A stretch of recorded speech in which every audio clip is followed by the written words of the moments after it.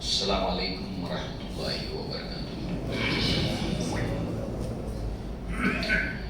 ان الحمد للہ نحمده ونستعینه ونستغفره ونؤمن به ونتوکل علیہ ونعوذ باللہ من شرور انفسنا ومن سیئات اعمالنا من يهده الله فلا مضل له ومن يضلل فلا هادي له واشهد ان لا اله الا الله وحده لا شريك له واشهد ان محمدا عبده ورسوله اما بعد يا ايها الذين امنوا اتقوا الله حق تقاته ولا تموتن الا وانتم مسلمون يا ايها الناس اتقوا ربكم الذي خلقكم من نفس واحدة وخلق منها زوجها وبث منهما رجالا كثيرا ونساء واتقوا الله الذي تساءلون به والأرحام إن الله كان عليكم رقيبا يا أيها الذين آمنوا اتقوا الله وقولوا قولا سديدا يصلح لكم أعمالكم ويغفر لكم ذنوبكم ومن يطع الله ورسوله فقد فاز فوزا عظيما فإن خير الحديث كتاب الله وخير الهدي هدي محمد صلى الله عليه وسلم وشر الأمور محدثاتها وكل محدثة بدعة وكل بدعة ضلالة وكل ضلالة في النار وقال الله تبارك وتعالى لقد كان لكم في رسول الله أسوة حسنة لمن كان يرجو الله واليوم الآخر وذكر الله كثيرا رب اشرح لي صدري ويسر لي أمري واحلل عقدة من لساني يفقهوا قولي اللهم أرنا الحق حقا وارزقنا اتباعه وأرنا الباطل باطلا وارزقنا اجتنابه آمین یا رب العالمین۔ سلسلہ سیرت النبی صلی اللہ علیہ وسلم کے بیان میں اس سے پہلے ہم نے اللہ کے نبی صلی اللہ علیہ وسلم کی ولادت کا سال پورے اتفاق کے ساتھ بلا کسی اختلاف کے وہ عام الفیل کا سال تھا، لہذا اس کی ٹھیک 50 یا 55 دنوں کے بعد اللہ کے نبی صلی اللہ علیہ وسلم کی ولادت ہوئی ہے، 50 یا 55۔ اسی کے ساتھ ساتھ سال تو بلا اختلاف اس پر اتفاق ہے، اس کے سوا مہینہ تو اس کے اوپر بھی کوئی اختلاف نہیں ہے، متعدد روایات ہیں اس کو لے کر۔ عن ابن عباس رضی اللہ عنہما قال ولد رسول اللہ صلی اللہ علیہ وسلم یوم الاثنین فی ربیع الاول، اللہ کے نبی صلی اللہ علیہ وسلم کی ولادت جو ہے وہ پیر کے روز اور ربیع الاول کے مہینے میں ہوئی ہے، دن ہے پیر کا اور مہینہ ہے ربیع الاول کا۔ سال میں اختلاف نہیں، کون سا دن تھا اس میں اختلاف نہیں، کون سا مہینہ تھا اس میں بھی اختلاف نہیں، اب رہ جاتی ہے صرف تاریخ، ڈیٹ کون سی تھی۔ اس کو لے کر جو ہے وہ دو باتیں ملتی ہیں ہمیں، اس کو لے کر دو باتیں ہیں اور یہ اختلاف ہے کہ 9 تاریخ ہے آپ کی یوم ولادت ربیع الاول کی یا 12 تاریخ۔ اس کے اوپر اسلاف نے، علماء نے کافی محنت کی، بالخصوص ہمارے یہاں سید سلیمان منصور پوری رحمہ اللہ نے کافی تحقیق کے ساتھ میں وہ تاریخ کون سی ہے اس کو ثابت کیا ہے، اور آپ کے علاوہ دیگر علماء بھی ہیں جنہوں نے اس کو ثابت کیا ہے۔ کس طرح؟ جو جنتری ہے عیسوی اعتبار سے، شمسی کیلنڈر کے اعتبار سے 365 دن والی جنتری جس کو ہم لوگ استعمال کرتے ہیں دنیا میں، جو آئی ہے جنوری سے لے کر دسمبر تک، اس جنتری کو جو ربیع الاول کا مہینہ تھا، یہ جو قمری کیلنڈر ہے محرم کے مہینے سے ذی الحجہ تک، اس کا ساتھ تقابل کرتے ہوئے کہ جس مہینے میں اللہ کے نبی کی ولادت ہوئی ہے ربیع الاول، جس سال میں ہوئی ہے عام الفیل، اس سال میں جو ربیع الاول کا مہینہ آیا تھا اس کے اندر پیر کے روز جو اللہ کے نبی کی ولادت ہوئی ہے، تو اس مہینے میں پیر کے روز کون کون سی تاریخیں تھیں وہاں تک پہنچے۔ اس سال اس مہینے میں پیر کے روز کون کون سی تاریخیں تھیں؟ تو جو تاریخیں پڑتی ہیں وہ ہے 2، پہلا پیر ربیع الاول کے مہینے میں اس سال 2 تاریخ، اس کے بعد 9 تاریخ، اس کے بعد 16 تاریخ، اس کے بعد 23 تاریخ۔ 2، 9، 16، 23، تو تحقیق سے 9 ثابت ہوتی ہے۔ 12 تاریخ کو جمعرات آتا ہے اس مہینے میں، تو کوئی یہ کہہ سکتا ہے کہ جمعرات کے دن اللہ کے نبی کی ہو سکتا ہے ولادت ہوئی ہو، مگر ایسا نہیں ہے۔ ہاں، اللہ کے نبی ہفتے میں 2 روز روزہ رکھا کرتے تھے، ایک پیر کے روز، ایک جمعرات کے روز، اور دونوں ایام کے اندر، دونوں دنوں کے تعلق سے آپ سے سوال پوچھا گیا کہ آپ جمعرات کے دن روزہ کیوں رکھتے ہیں، آپ پیر کے دن روزہ کیوں رکھتے ہیں؟ اللہ کے نبی نے فرمایا کہ جمعرات کے روز میں روزہ اس لیے رکھتا ہوں کہ ہر جمعرات کو بندوں کے اعمال اللہ کی جناب میں پیش ہوتے ہیں، اور میں یہ چاہتا ہوں کہ اس روز میں روزے سے رہوں۔ پیر کے روز اللہ کے نبی نے فرمایا کہ یہی وہ دن تھا جس دن میری ولادت ہوئی ہے، اور یہی وہ دن تھا جس دن سے وحی کا آغاز، شروعات ہوئی، اس لیے اس دن آپ روزہ رکھا کرتے تھے۔ تو معلوم ہوا کہ تحقیق سے جو بات ثابت ہے وہ 9 ربیع الاول ہے۔ بہرحال اللہ کے نبی صلی اللہ علیہ وسلم کی جو ولادت ہوئی ہے، اس کے لیے اللہ کے نبی صلی اللہ علیہ وسلم سے آپ کے بارے میں سوال پوچھا گیا، آپ کے نبوت کے تعلق سے، آپ کے رسالت کے معاملے کے تعلق سے۔ تو آپ نے فرمایا کہ انا دعوت ابی ابراہیم علیہ السلام، میں اپنے ابا ابراہیم علیہ السلام کی دعا ہوں۔ یعنی ابراہیم علیہ السلام نے دعا مانگی تھی، وہ دعا سورہ بقرہ میں ہے، ربنا وبعث فیہم رسول یتلو علیہم آیاتک ویعلمہم الکتاب والحکمہ ویزکیہم۔ یہ ابراہیم علیہ السلام کی دعا اس وقت ان دعاؤں کے سلسلے میں ہے جب آپ خانہ کعبہ کو تعمیر کر رہے تھے۔ تو اللہ کے نبی نے جو فرمایا کہ انا دعوت ابی ابراہیم، میں اپنے ابا ابراہیم علیہ السلام کی دعا ہوں، تو وہ دعا تھی جو خانہ کعبہ کو تعمیر کرتے ہوئے آپ نے مانگی تھی کہ اے اللہ یہاں سے ایک رسول اٹھانا مکہ شہر سے، جو تیری آیات انہیں تلاوت کر کے سنائے، انہیں کتاب کی تعلیم دے، انہیں حکمت کی باتیں سکھائے اور ان کا تزکیہ کرے۔ اور دوسرے وبشرا عیسیٰ ابن مریم، اور میں عیسیٰ ابن مریم کی بشارت ہوں، یہ سورہ صف کے اندر ہے۔ جب عیسیٰ علیہ السلام نے اپنے حوارین کو، بنی اسرائیل کو خوشخبری دیتے ہوئے کہا کہ میرے بعد ایک نبی آئے گا، من بعد اسمہ احمد، ان کا نام احمد ہوگا، یہ عیسیٰ علیہ السلام کی بشارت ہوں میں، اور میرے ابا ابراہیم علیہ السلام کی دعا ہوں میں۔ یہ ہے میری نبوت اور رسالت کا معاملہ۔ آپ کی ولادت جب ہوتی ہے تو آپ کے 2 نام معروف ہیں جو رکھے گئے۔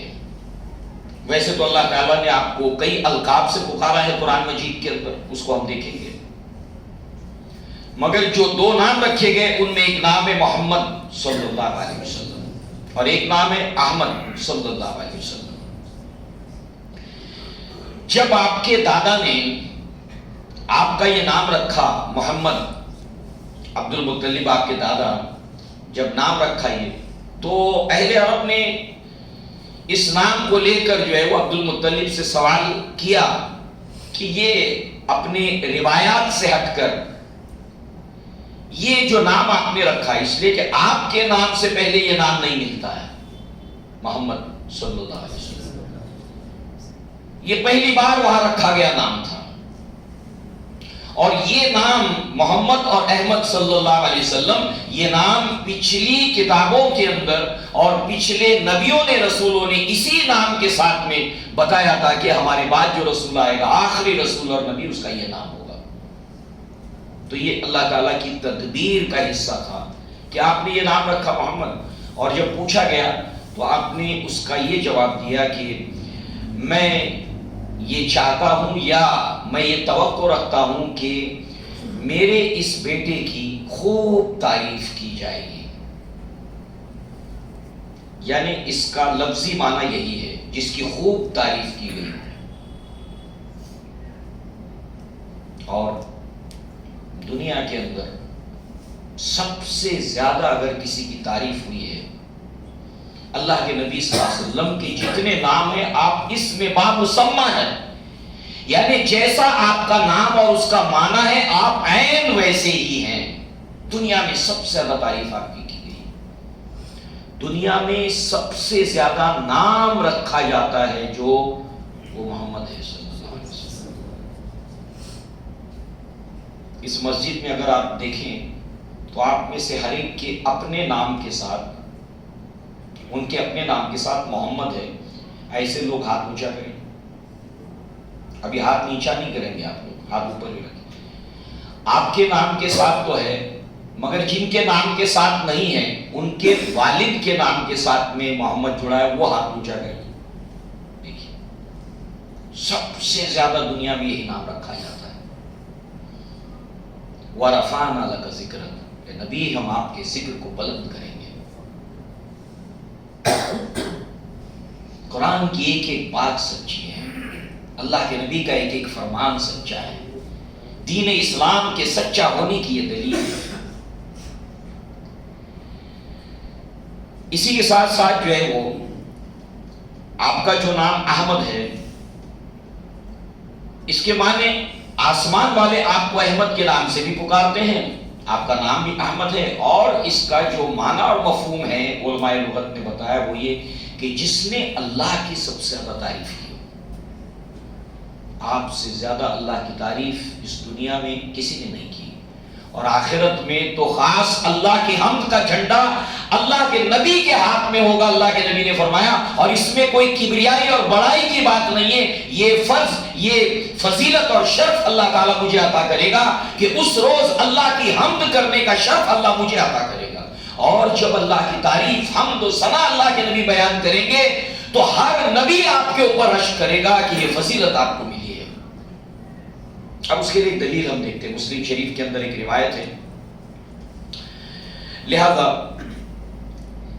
وہ شفاعت کے متعلق کتاب الایمان میں روایت ہے، بہت مفصل اور ایمان افروز روایت ہے کہ جس میں سارے لوگ آدم علیہ السلام سے ہوتے ہوتے، تمام انبیاء سے ہوتے ہوتے کہ آپ سفارش کریں کہ اللہ حساب شروع کر دے، کوئی سفارش کرنے کے لیے تیار نہیں ہوتا، نہ آدم علیہ السلام، نہ نوح علیہ السلام، نہ ابراہیم علیہ السلام، نہ موسیٰ علیہ السلام، کوئی تیار نہیں ہوتا۔ ہاں یہ ضرور ہے ہر نبی اپنے بعد والے کے پاس بھیجتا ہے، ابراہیم علیہ السلام، آدم علیہ السلام نوح علیہ السلام کے پاس بھیجتے ہیں، نوح علیہ السلام ابراہیم علیہ السلام کے پاس، ابراہیم علیہ السلام موسیٰ علیہ السلام کے پاس، موسیٰ علیہ السلام کہتے ہیں اذهبوا الی غیری، اذهبوا الی عیسیٰ، تم کسی اور کے پاس جاؤ، تم عیسیٰ علیہ السلام کے پاس جاؤ۔ عیسیٰ علیہ السلام کے پاس سارے اولین آخرین، یعنی آدم علیہ السلام سے لے کر آخری انسان قیامت کا سب لوگ ہیں وہاں پر، یہ سب کے سب عیسیٰ علیہ السلام کے پاس آ کر عیسیٰ علیہ السلام کہتے تم کہیں اور جاؤ، تم محمد صلی اللہ علیہ وسلم کے پاس جاؤ۔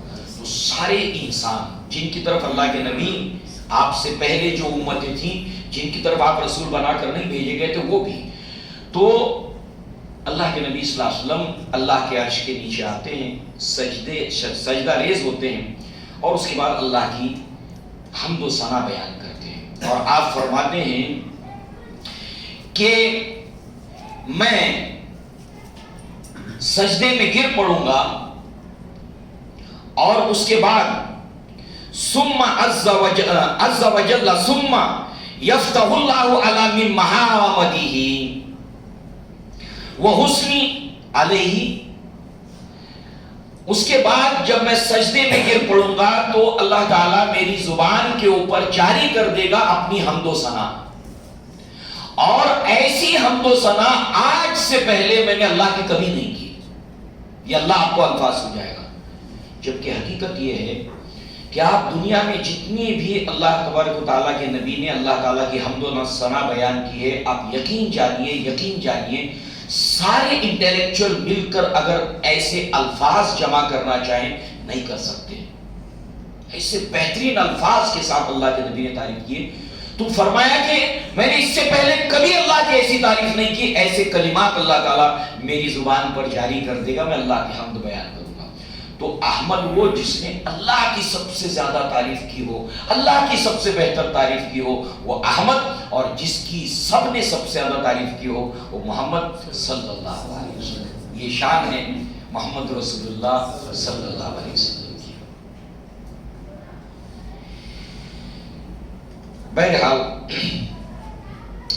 اس کے علاوہ آپ کے نام ہیں، یہ دو نام ہم بہت مشہور معروف ہے۔ اللہ تعالیٰ نے کچھ القاب سے آپ کو پکارا، جیسے مبشر کہہ کر آپ کو پکارا، نذیر کہہ کر آپ کو پکارا۔ مبشر بشارت دینے والے، اللہ کے نبی نے بہت سی بشارتیں دی ہیں۔ نذیر انذار ڈرانے والے۔ مزمل یا ایھا المزمل چادر کو اوڑھنے والے۔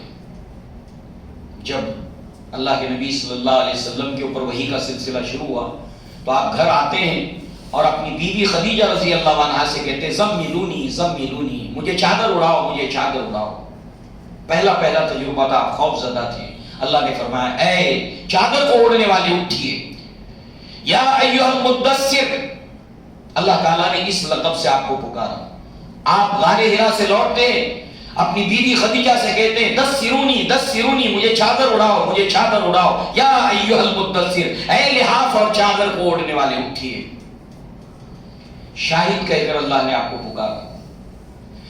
اللہ تبارک و تعالیٰ نے آپ کو سراج کہہ کر پکارا، قمر کہہ کر پکارا۔ اور سراج اور قمر اس کو ہم نے پچھلے درس کے اندر دیکھا تھا۔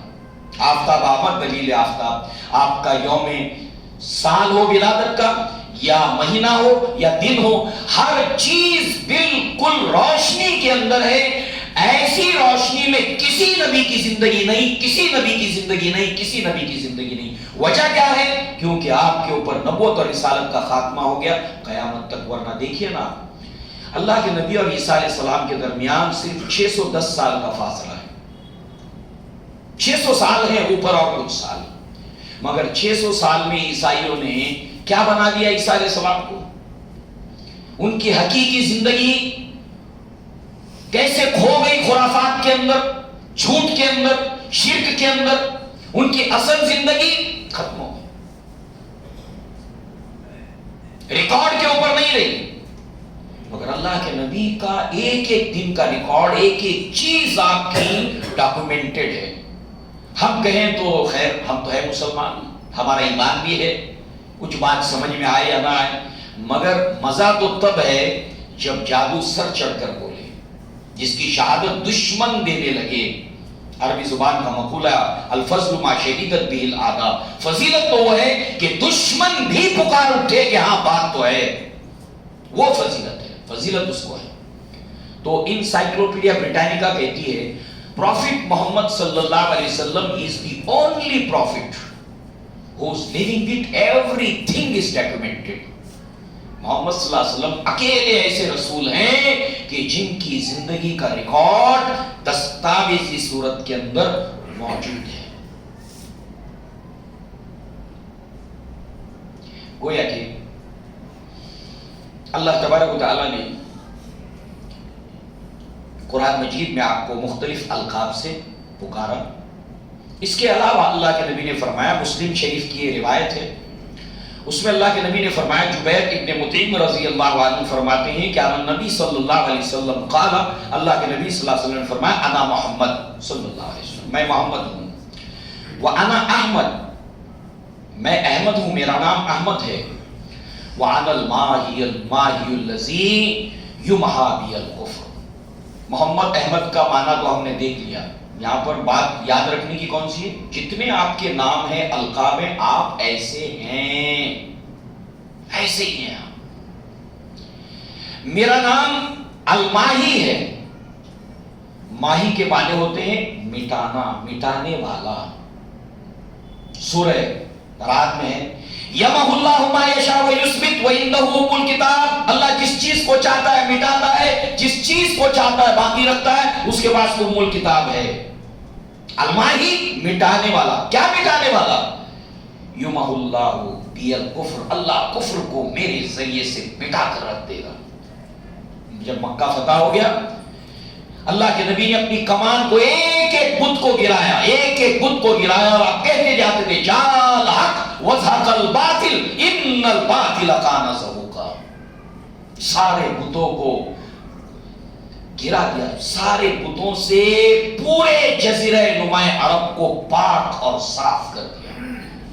میرا نام الماحی ہے، الماحی، اور اللہ تعالی الماحی الذی یمحی بی الکفر، اللہ تعالیٰ میرے ذریعے سے کفر کو مٹا دے گا۔ وَأَنَا الْحَاشِرُ، میرا نام حاشر ہے۔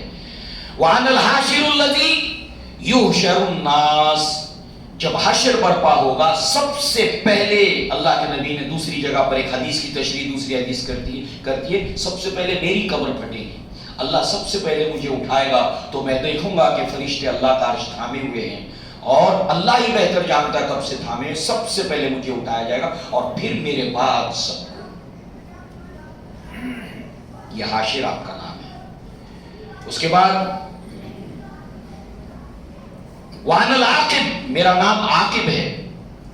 عاقب الذی لیس بعدہ نبی، عاقب کے معنی ہوتے عقب، عقب یعنی پیچھے، اور اسی بنیاد پر بعض مفسرین نے یعقوب علیہ السلام کا جو نام بتایا ہے، تو جڑواں بچے ہوئے تھے، تو عقب پہلا بچہ پیدا ہوا، پھر اس کے بعد عقب پیچھے سے یعقوب علیہ السلام کی ولادت ہوئی، تو پیچھے سے آنے والے عقب۔ تو یہاں پر آپ نے فرمایا کہ میرا نام عاقب ہے، اور یہ اس لیے کہ میرے بعد کوئی نبی نہیں ہے، لاسٹ، میرے پیچھے کوئی نبی نہیں، میں سب سے آخری ہوں۔ تو یہ مسلم شریف کی روایت ہے۔ تو اللہ کے ناموں کے تعلق سے ہم نے کچھ باتیں دیکھی، لہذا ہمیں ایک بات کو ضرور یاد رکھنا چاہیے، فراموش نہیں کرنا چاہیے، بلکہ ہر مسلمان یاد رکھتا ہے الحمدللہ۔ وہ یہ ہے کہ مسلمان کوئی بھی ہو، کوئی مسلمان ہو دنیا کا، وہ اللہ کے نبی سے بہت محبت کرتا ہے، عقیدت میں چاہے یا شعوری طور پر، مگر ہمیں اللہ کے نبی کی محبت کے اندر عقیدت کے ساتھ کانشیس اور شعور بھی پیدا کرنا ہے، سمجھ بوجھ بھی پیدا کرنا ہے، اور یہی وجہ ہے کہ یہ عنوان کا سلسلہ ہم لے کر چلے ہیں، اس لیے کہ انسان جس سے محبت کرتا ہے اس کے بارے میں جاننے کی کوشش کرتا ہے، اور صحابہ کرام اللہ کے نبی کے بارے میں باریک سے باریک بات جاننے کی کوشش کرتے تھے۔ دو مثالیں آپ کے سامنے رکھی۔ ایک مثال اس کے راوی ہیں عبداللہ ابن عمر رضی اللہ عنہ، صحیح ابن حبان کے اندر یہ ایمان افروز مفصل واقعہ موجود ہے، اور آپ کے ساتھ ایک اور دو صحابہ اور تھے، یہ تینوں بیٹھ کر پلان کرتے ہیں۔ پلان کیا کرتے ہیں؟ اللہ کے نبی کے بعد کہ چلو ہم چلتے ہیں ام المؤمنین عائشہ صدیقہ رضی اللہ عنہا کے گھر، مسلمانوں کی ماں عائشہ صدیقہ رضی اللہ عنہا کے گھر چلتے ہیں، ان سے ایک سوال پوچھیں گے کہ آپ نے اللہ کے نبی کے ساتھ ایک طویل عرصہ بحیثیت بیوی کے گزارا ہے، آپ کی ازدواجی زندگی، تو اللہ کے نبی کی کون سی ایسی بات، کون سی ایسی ادا آپ کو سب سے زیادہ آپ کے دل کو لبھاتی ہے، سب سے زیادہ آپ کو پسند ہے؟ یہ پلان کر کے آتے ہیں، سوال پوچھتے ہیں، جیسے ہی سوال آپ کے سامنے پٹ اپ کرتے ہیں، عائشہ صدیقہ رضی اللہ عنہا رونے لگتی ہیں۔ کیوں؟ اللہ کے نبی کی یاد آتی ہے، وہ واقعات یاد آنے لگتے ہیں۔ کہتی ہیں اللہ کے نبی صلی اللہ علیہ وسلم کی تو ہر ادا ایسی تھی کہ جس کے اندر کشش تھی، جس کے اندر دل فریبی تھی، ہر ادا، ہر بات، ہر انداز آپ کا دل کو لبھانے والا تھا۔ ہاں مگر ایک بات، ایک واقعہ مجھے بہت پسند ہے، اور وہ میں تم کو سناتی ہوں۔ بات یہ ہے کہ پلان کیا کر کے آئے دیکھیے، صرف اتنا جاننا چاہتے ہیں کہ کون سی بات اللہ کے نبی کی سب سے زیادہ پسند ہے۔ یہ تھے صحابہ کرام جن کے نقش قدم پر چلنے کا حکم اللہ نے ہم کو دیا۔ والسابقون الاولون سابقون الاولون والمہاجرین والانصار والذین اتبعوہم بإحسان، اور جو کوئی ان کی اتباع کرے گا، جو کوئی ان کے راستے کی پیروی کرے گا۔ لہذا بتایا عائشہ صدیقہ نے، اللہ کے نبی ایک رات میرے گھر آئے، آپ نے کہا کہ عائشہ میں چاہتا ہوں کہ تھوڑی دیر اللہ تعالیٰ کو یاد کروں۔ دیکھیے اس وقت ایک صحابی رسول رات بھر نماز پڑھتے تھے، دن بھر روزہ رکھتے تھے۔ سلمان فارسی نے آپ کو روکا کہ یہ بات ٹھیک نہیں ہے، آپ کی بیوی کے حقوق آپ کے اوپر ہیں، آپ کے بچوں کے حقوق آپ کے اوپر ہیں۔ بات نبی تک پہنچی، اللہ کے نبی نے فرمایا سلمان جو فرماتے وہی صحیح ہے، میں روزہ رکھتا بھی ہوں چھوڑ بھی دیتا ہوں، میں رات میں جاگتا بھی ہوں سوتا بھی ہوں،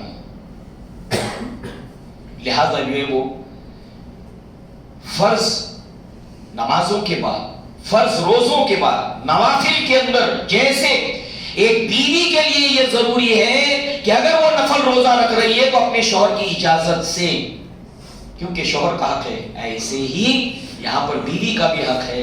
تو یہاں پر اللہ کے نبی کہتے ہیں کہ عائشہ میں تھوڑی دیر اللہ کو یاد کروں۔ عائشہ صدیقہ رضی اللہ عنہا کہتی ہے اللہ کے نبی مجھے یہ پسند ہے کہ میرا وقت آپ کے ساتھ گزرے، مگر اس سے کہیں زیادہ مجھے یہ پسند ہے کہ آپ اللہ کو یاد کریں۔ اس کے بعد اللہ کے نبی نے بہت کم پانی سے وضو کیا، نماز کے اندر کھڑے ہوئے آپ نے طویل سجدہ کیا، آپ روتے رہے، آپ کی داڑھی آنسوؤں سے بھیگ گئی، پھر آپ نے رکوع کیا، پھر اس کے بعد میں آپ قیام کے بعد سجدے میں گئے، طویل سجدہ کیا، آپ روتے رہے حتیٰ کہ سجدے کی جگہ آنسوؤں سے بھیگ گئی۔ آپ نے نماز ختم کی، وسادہ یعنی تکیے کے اوپر سر رکھ کر آپ لیٹ کر بھی آپ روتے رہے حتیٰ کہ وہ تکیہ آنسوؤں سے بھیگ گیا، داڑھی بھیگ گئی، سجدے کی جگہ بھیگ گئی، پوری رات آپ نے اسی طریقے سے گزاری۔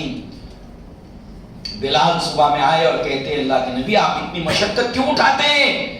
اللہ کے نبی نے فرمایا ویحک یا بلال، اے بلال تم پر افسوس ہے، میں کیوں نہ اللہ کا شکر گزار بندہ بنوں کہ اللہ تعالیٰ نے گزشتہ رات مجھ پر یہ آیات نازل کی، ان فی خلق السماوات والارض واختلاف اللیل والنہار لآیات لأولی الالباب الذین یذکرون اللہ قیاما وقعودا وعلی جنوبہم ویتفکرون فی خلق السماوات والارض ربنا ما خلقت ھذا باطلا سبحانک فقنا عذاب النار الی آخر الآیہ۔ پوری آیات آخر کی سورہ آل عمران کی آپ نے پڑھی، اور آخر میں فرمایا کہ افسوس ہے اس کے اوپر جو ان آیتوں کی تلاوت تو کرتا ہے مگر کبھی ان آیتوں میں غور نہیں کرتا کہ اللہ نے کیا فرمایا۔ دیکھیے یہاں کیا کہہ رہا ہے یہ آیتیں، اللہ کو یاد کرتے ہیں قیاموں کھڑے ہوئے، قعودوں وعلی جنوبہم، اللہ کے نبی کھڑے نماز میں رو رہے ہیں، رکوع سجدہ ہے رو رہے ہیں، لیٹے ہیں رو رہے، کھڑے بیٹھے لیٹے اللہ کو یاد کرتے ہیں۔ یہ مجھے اللہ کے نبی کا واقعہ بہت پسند ہے۔ دوسرا واقعہ مکہ فتح ہوا، اللہ کے نبی صلی اللہ علیہ وسلم نے چابیاں منگوائی، دروازہ کھولا، خانہ کعبہ کے اندر دروازے سے داخل ہوئے، پھر کچھ دیر کے بعد نکلے، آپ کے ساتھ صحابہ بھی داخل ہوئے تھے، جگہ چھوٹی ہے، جو صحابہ نہیں جا سکے تھے انہوں نے پھر جو ہے وہ جب گئے تو جاتے جاتے عبداللہ ابن عمر بلال سے پوچھتے ہیں کہ اے بلال اللہ کے نبی نے اندر کیا کیا؟ کہا کہ اللہ کے نبی نے اندر جا کر 2 رکعت نماز پڑھی۔ وہ بھی جاتے ہیں نماز پڑھتے ہیں اور پھر جب نکلتے ہیں تو سوچتے ہیں ارے میں نے یہ کیوں نہیں پوچھا کہ اللہ کے نبی نے وہاں پر کون سی جگہ پہ نماز پڑھی تاکہ میں اسی جگہ پر نماز پڑھتا جہاں تیرا نقش قدم دیکھتے ہیں، خیاباں ارم دیکھتے ہیں۔ یہ مزاج تھا صحابہ اکرام کا جن کی پیروی کرنے پر اللہ نے اپنی رضا کی ضمانت دی ہے۔ بہرحال اللہ کے نبی صلی اللہ علیہ وسلم کی ناموں کے تعلق سے ہم نے کچھ باتیں جانی، کچھ باتیں سنی۔ اس زمانے کی ریت بھی تھی، عقیقہ کیا جاتا تھا، شریعت اسماعیلی، شریعت ابراہیمی کی کچھ روایات کا ایک سلسلہ وہاں پر باقی صورت میں تھا، کچھ چیزیں کے اندر بگاڑ پیدا ہوا تھا، آپ کے دادا نے وہ کیا، نام بھی رکھا گیا آپ کا۔ بہرحال اس کے بعد عربوں کے اندر ایک رواج تھا، ایک ریت تھی کہ جو بھی بچے پیدا ہوتے تھے انہیں دیہاتی علاقوں میں بھیجا جاتا تھا، وہ اپنے ایام رضاعت یعنی دودھ پینے کے ایام کو دیہاتوں میں گزارتے تھے، اور ساری دیہات کی عورتیں جو ہے وہ مکہ میں آتی تھیں، بچوں کو لیتی تھیں، اور پھر اس کے بعد جو ہے وہ اپنے اپنے قبیلے کو لوٹ جاتی تھی۔ تو اللہ کے نبی کی جب ولادت ہوئی ہے، اس سال بھی خواتین آئیں بنو سعد سے، یہ قبیلہ طائف کے قریب ہے، تو پہاڑی علاقہ ہے کچھ، طائف پھلوں کے لیے مشہور ہے، پھلوں کی پیداوار کثرت سے ہوتی ہے، باغات ہیں پھلوں کے یہاں پر، تو یہاں سے عورتیں آئی تھی بنو سعد سے۔ تو جس وقت یہ سفر جاری تھا، جب بنو سعد سے عورتیں مکہ پہنچ رہی تھی، تو اس قافلے کے اندر حلیمہ سعدیہ رضی اللہ عنہا بھی تھی، اپنے شوہر سمیت، بچہ لینے کی غرض سے آئی تھی، اور خود ان کی ایک لڑکی تھی بڑی، اور دوسرے ایک شیرخوار لڑکا بھی تھا۔ آپ بچوں کے ان عورتوں کے ساتھ آتی ہے، تو سفر میں جب وہ مکہ کی طرف آ رہی ہوتی ہے تو ان کی اونٹنی اتنی دبلی تھی، بہت بہترین انداز میں انہوں نے واقعے کو منظر کشی کی ہے حلیمہ سعدیہ نے۔ اونٹنی بہت دبلی تھی، اس کے تھان میں کوئی دودھ باقی نہیں تھا، ایک بکری تھی، اس کے تھان بھی خشک تھے، اور قحط کے دن چل رہے تھے، کھانے پینے کے لیے کچھ تھا نہیں۔ بڑی امید کے ساتھ ہم جو ہے وہ بنو سعد سے جو ہے وہ مکہ پہنچے تھے، اور جب یہ عورتیں سفر کے دوران اونٹنی دبلی ہونے کی وجہ سے، کمزور ہونے کی وجہ سے حلیمہ سعدیہ پیچھے رہ جاتی تھی، تو ان سہیلیوں کو، سخیوں کو رکنا پڑتا تھا کہ حلیمہ جلدی چلو جلدی چلو، ویٹ کرنا پڑتا تھا۔ جیسے ہی شہر آ گیا، ساری کے ساری عورتیں دوڑ پڑی بچوں کو لینے کے لیے۔ کیوں؟ جتنا بچے کے والدین مالدار ہوں گے، جب بچے کے واپس لوٹایا جائے گا تو اتنی زیادہ آمدنی ہوگی۔ ساری عورتیں گئی، ہر خاتون نے محمد صلی اللہ علیہ وسلم کو لیا نہیں، لیا نہیں، کیونکہ انکوائری کرتی تھی کون ہے، والد کا انتقال ہو گیا ہے، کون ہے، پھر دادا ہیں، ماں ہیں، دادا کیا دیں گے، چھوڑ دیتی تھی محمد صلی اللہ علیہ وسلم۔ دراصل وہ نہیں چھوڑتی تھی، اللہ کی تدبیر نے ایک سبب بنایا، منفی سبب بظاہر کچھ دکھائی دیتا تھا، منفی سبب، مگر اللہ نے سبب بنایا تاکہ تم میں سے کوئی نہیں لینا محمد صلی اللہ علیہ وسلم۔ محمد صلی اللہ علیہ وسلم کس کے یہاں پرورش پائیں گے، اللہ نے تدبیر کے اندر اپنی اس کو لکھ چھوڑا تھا۔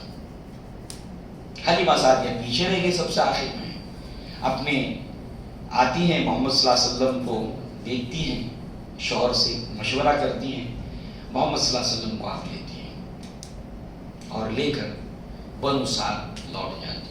کہتی ہے جیسے ہی میں نے اللہ کے نبی صلی اللہ علیہ وسلم کو لیا، آپ کی ذات بابرکت کا نتیجہ یہ تھا کہ میرا بچہ رات بھر بھوک کی وجہ سے روتا تھا، اس کے رونے کی وجہ سے ہم بھی نہیں سو پاتے تھے، کیونکہ بھوکا، ہم بھی بھوکے، بچہ بھی بھوکا، نہ اونٹنی کے تھان میں دودھ، نہ بکری کے تھان میں دودھ۔ مگر جیسے میں نے اللہ کے نبی صلی اللہ علیہ وسلم کو لیا، میرے بچے نے بھی سیراب ہو کر دودھ پیا، اور محمد صلی اللہ علیہ وسلم نے بھی، اور ہم نے دیکھا کہ اونٹنی کے تھان دودھوں سے بھر گئے، میں نے بھی پیا، میرے شوہر نے بھی پیا، اور اس طریقے سے ہم لوٹے۔ پھر یہ میری بکری جو چراواہ چرنے کے لیے لے جایا کرتا تھا، شام میں جب لوٹ آتا تھا تو اس کے تھان دودھ سے بھرے ہوتے تھے، اور بنو سعد کے دوسرے جو بھیڑ بکریوں کے مالک تھے، اپنے اپنے چراواہے کو ڈانٹتے تھے کہ تم اسی جگہ پر میری بکریوں کو چراؤ جہاں پر حلیمہ سعدیہ کی بکری چرتی ہے۔ اللہ تعالیٰ نے ایسے آپ کو بابرکت بنایا تھا، آپ جہاں تھے وہاں برکت ہی برکت تھی. یہ تھی آپ کی ذات بابرکت محمد رسول اللہ صلی اللہ علیہ وسلم. اللہ تعالیٰ سے دعا ہے کہ اللہ تعالیٰ ہمیں اپنے پیارے حبیب محمد رسول اللہ صلی اللہ علیہ وسلم کی سیرت اور زندگی کو پڑھنے سمجھنے کی توفیق عطا فرمائے اور آپ کے نقش قدم پر چلنے کی توفیق عطا فرمائے. اقول قولی ھذا واستغفر اللہ لی ولکم ولسائر المسلمین والمسلمات وآخر دعوانا الحمد للہ رب العالمین. السلام علیکم ورحمۃ اللہ وبرکاتہ.